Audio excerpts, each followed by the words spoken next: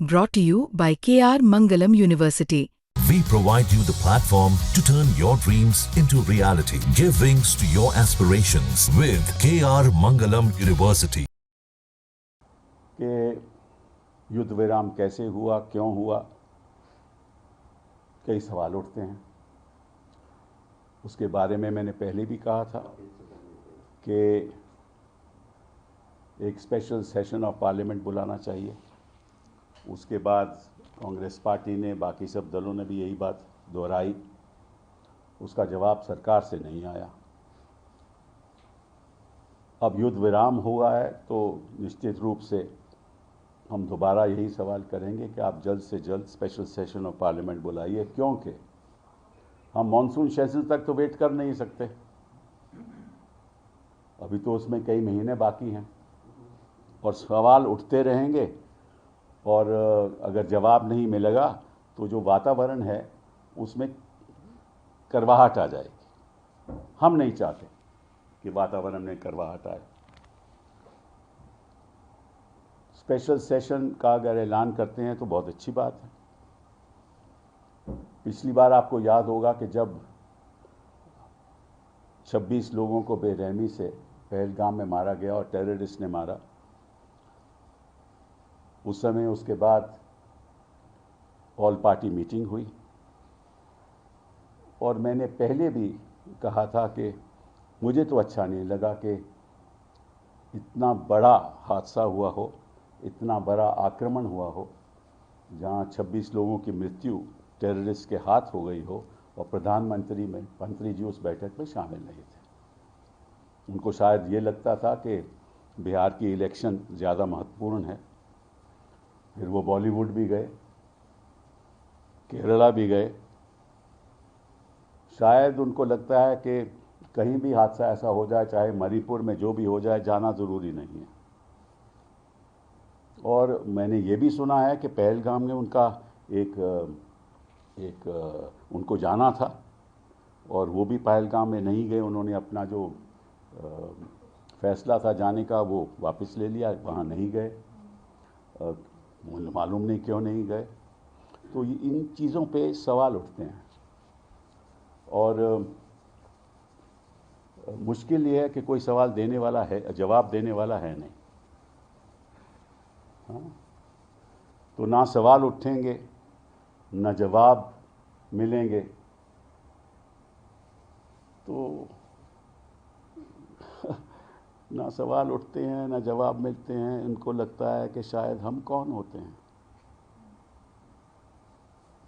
ये अच्छी बात नहीं है।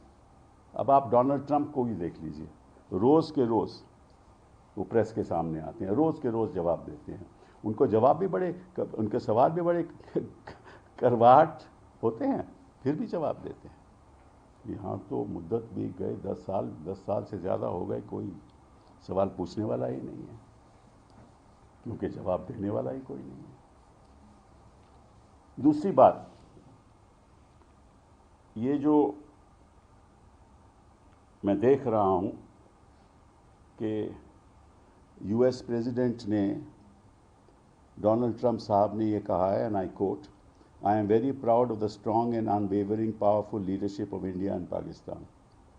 आई am proud that the USA was able to help you arrive at this historic and heroic decision. While not even discussed, I am going to increase trade substantially with both of these great nations. Additionally, I will work with you both to see if after 1,000 years a solution can be arrived at concerning Kashmir. तो इस tweet पे भी बड़े सवाल उठते हैं। वो कहते हैं कि और ये उनके जो सेक्रेटरी ऑफ स्टेट हैं रूबियो साहब, उन्होंने कहा है कि भाई पिछले 48 घंटों में बातचीत होती रही। डोनाल्ड ट्रंप ने भी यही कहा है और वाइस प्रेसिडेंट वैंस ने भी उसको दोहराया है। तो हुआ क्या, कैसे हुआ, क्यों हुआ, क्या बातचीत हुई, इसके बारे में तो कोई चर्चा है नहीं, हमें मालूम नहीं है। ये भी कहते हैं कि थर्ड पार्टी में एक न्यूट्रल जगह पे एनएसएज मिलेंगे, उनका एनएसए और हमारे एनएसए साहब वहाँ मिलेंगे, दोवल साहब। और उधर जो वैंग यी हैं, जो चाइना के फॉरेन मिनिस्टर हैं, उन्होंने भी बात की हिंदुस्तान से कि यहाँ मतलब के जो, क्योंकि सिचुएशन है नहीं है ना कि दोनों ही एक न्यूक्लियर देश हैं, तो कोई अंतर्राष्ट्रीय स्तर पर नहीं चाहता कि कोई युद्ध ऐसा हो। मुझे याद है इनफैक्ट 2022 में जब प्रधानमंत्री जी पुतिन साहब को मिले, उन्होंने कहा कि इस युद्ध के दौर में कोई जंग नहीं हो सकता। तो ये तो प्रधानमंत्री भी जानते थे कि युद्ध में दौर में कोई जंग नहीं हो सकता। तो फिर उस पर भी सवाल उठेंगे। तो हम आज कोई आलोचना नहीं करेंगे, क्योंकि ये वक्त आलोचना का नहीं है।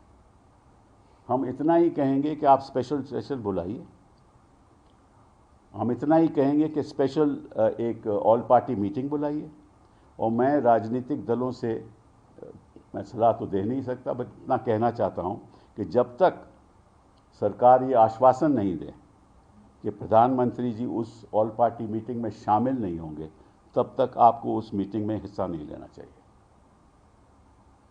क्योंकि वो प्रधानमंत्री जी हैं।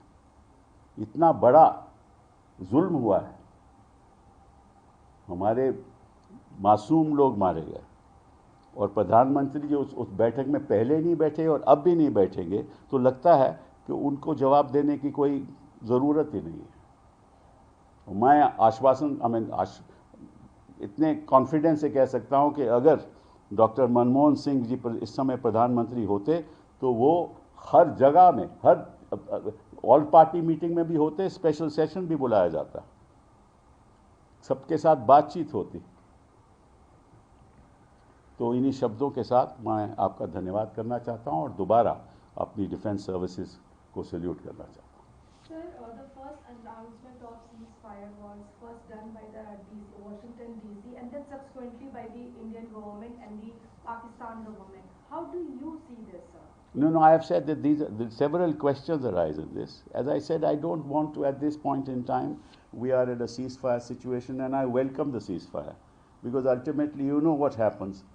In any war, who is killed? Not the big and the powerful people, not the rich and the mighty, but the ordinary citizens, the soldier, the civilians who have nothing to do with this. They are killed across on both sides. So war is never a solution to anything. Is never a solution to anything. But at this point in time, I don't want to comment on that, for the simple reason that if I start commenting on it, people will say that, look, I'm playing politics. I'm not playing politics. I just want answers to be given. And the person who must give those answers is the Prime Minister of India. And a special session be called, because this is an event which has in fact resulted in an emotive response throughout the country to stand with the government